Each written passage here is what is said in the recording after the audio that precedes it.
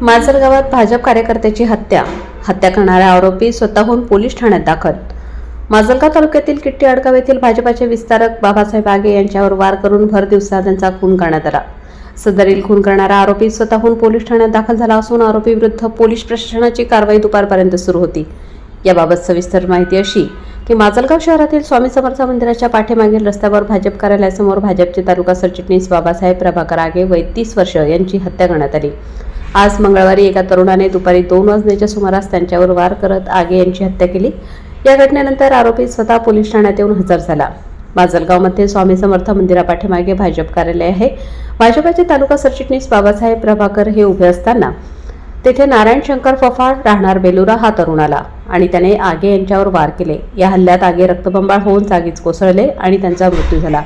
सदरील मयत बाबासाहेब आगे यांचा ज्या ठिकाणी खून करण्यात आला त्या ठिकाणी पोलिसांनी पंचनामा करून सदरील मृतदेह शवविच्छेदनासाठी माजलगाव शासकीय रुग्णालयात पाठविला आहे। दुपारी 2च्या सुमारास ही घटना घडली। घटनेनंतर आरोपी स्वतःहून पोलीस ठाण्यात हजर झाला। त्याने हत्येची कबुली दिली आहे। हत्येचे कारण अद्याप स्पष्ट नसून पोलीस निरीक्षक राहुल सूर्यतळ माहिती घेत आहेत। दरम्यान भर दिवसा घडलेल्या या घटनेमुळे माजलगाव शहरात खळबळ उडाली आहे।